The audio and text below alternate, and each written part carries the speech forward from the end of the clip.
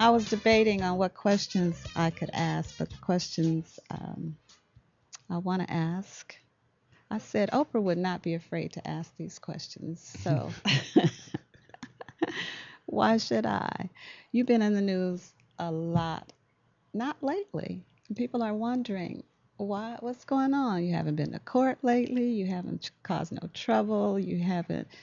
Nobody has seen you doing anything out of line, and they're like, "Well, what's wrong? Is he sick? Is he why has nobody seen him? What's going on with him?" Well, we know you're okay. We know you're not sick. We know you're not drugged out. We know you're healthy. Well, I don't know everybody knows all of that, Well, we but look. I will say that in 5 cities, I got arrested 5 times. So now the wise man would tell me, why don't you go find a corner and hide in it, and maybe that will work. And so, So that's you what I did. kind of hibernating, but it's like Yeah. people say whenever you go out, trouble starts looking for you. Well, there are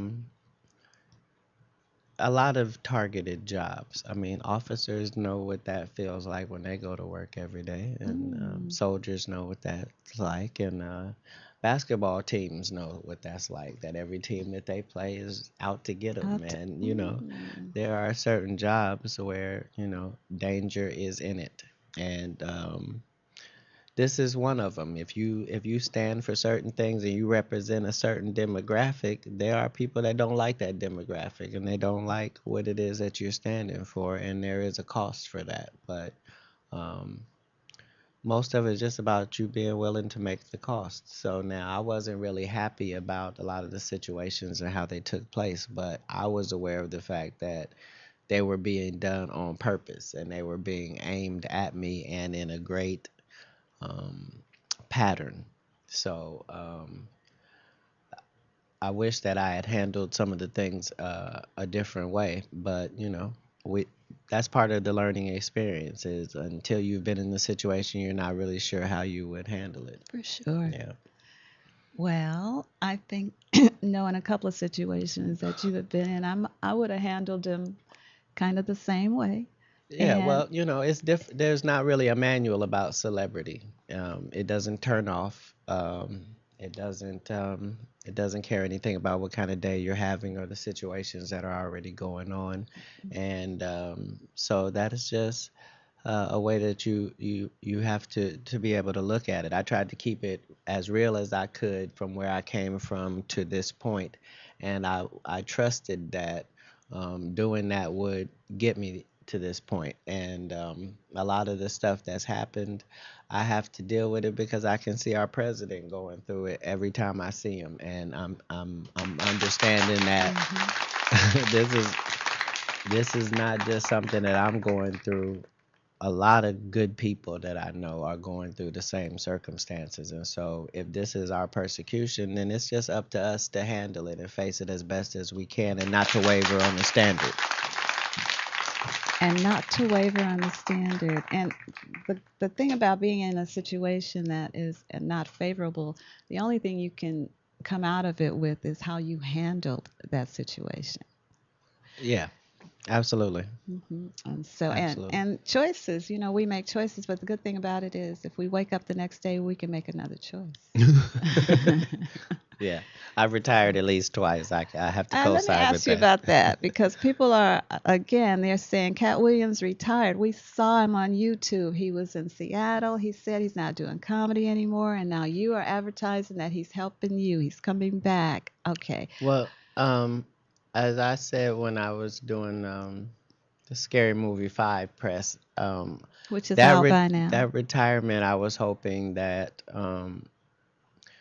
that kept people from going out and buying tickets to these bogus shows that were being put up.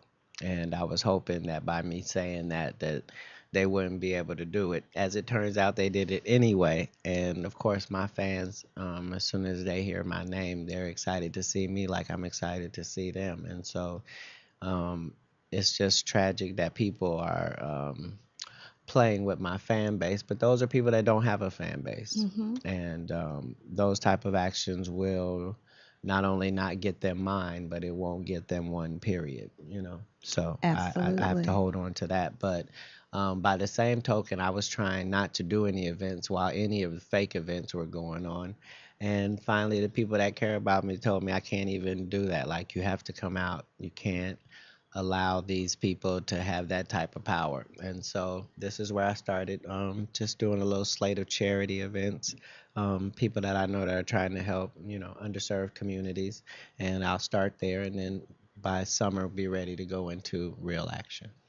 And real action means we'll be back on the road. We can look forward to seeing you because we know there's, like you talk about the bogus shows, we know there's a show that's going up right now that you're supposed to be a part of that you have, that it's not your show.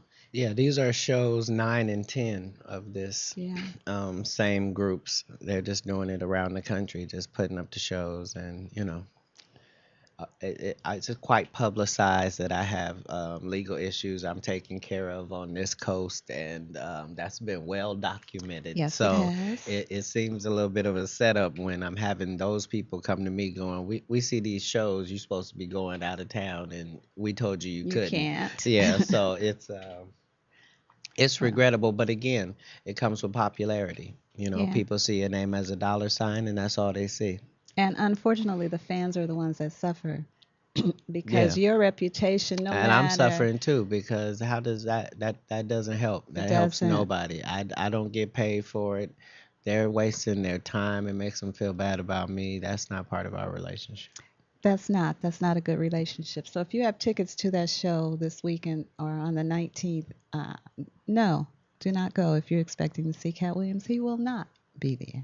Yeah, So, not on the 19th and and 20th, which just 20th. coincidentally happened to be my court dates. That was the whole thing. Like, you making it really bad for me. It Like, seems like it was done on purpose. You set this yes, up. absolutely. The thing about it is, they can do everything they can, but they cannot take away the amazing talent that you have and the love that the people have for you. I had the privilege of working with Mr. Williams on a few shows and just walking through places and seeing the admiration of the fans. It's a great feeling. And they don't really care what you're doing, they want to know that you're okay. We get calls all day Well, long just to say, is he okay? We love him. We want him to be all right. And I posed a question to another panel on another show the other day. Raise your hands in the room who hasn't felt the cold steel of handcuffs on the wrist. I mean, come on now. There's a whole bunch of us out there in the audience. Call in right now if you have. I mean, yeah, we all have had our moments. Goes without saying. And the way this brother represents himself alone, I mean, just love. Just yeah, yeah, straight up well, love. My first time meeting him, that's what they gave just me, though. love. I can honestly say that from the time that I started comedy all the way up to the problems, that's always what it was. That was our real relationship. So that's probably been the most troubling thing, is that I don't want to tell people they shouldn't be worried about me, because I'm saying that's a real friendship it when somebody is. is concerned about how you're actually doing, not how Mm-hmm. you're. So, um, but then I just felt so bad because of why they were feeling that way and how it was being presented. But The same thing that happened generally for makes things Richard stronger. Pryor. Same thing happened for Richard Pryor. The same love we had for Richard in the 70s, no matter what his struggles through the 80s. Yeah, yeah. I'm saying it's a rarity. I didn't ever want to be in that spot, and I thought I was avoiding those minds quite well in order to never be in that position. But we don't really know how the future goes. We just know. Uh, I'm honored, to even be in any of those conversations. And as I was sitting in your lobby, there was an old Ebony magazine, and they had me as in the top 20 greatest comedians of all times. I forgot all about that. So I'm saying I don't get to complain. I just have to deal with it as it comes, and I constantly, when I'm in the bad position, I try to figure out what what would the superhero do at that time. Like, if your life is a movie, sometimes you just got to make this decisions that don't make any sense but are the best decisions. I'm saying when the um, bomb happened in Boston, you're literally watching people running towards the victims, and that's Absolutely. what it's about. Is in that split session, in that split second, do you make the right decision? It is help and good on your mind, So Well, sometimes you get caught up and you make a decision before you think about it. It's a reaction rather right. than a decision. We have a caller. We want to take a caller right now. Hello? Hey there, caller. What's your name? Hello. Hello? Yeah, Hello, I was calling for KATT. I'm right here.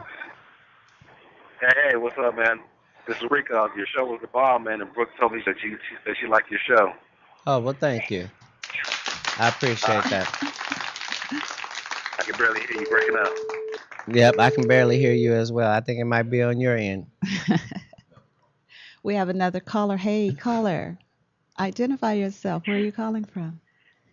This is Hope Flood. I'm calling from the Civil Brand Institution. We don't have time for this call, right? Ladies and gentlemen, Hope Flood live on the line. Yeah, Hope Flood is the organizer of the Females in Comedy Conference and a Nickel of Hope Girls Club. Thank you for calling in. You Yes. probably heard Oprah Jr. hemming me up.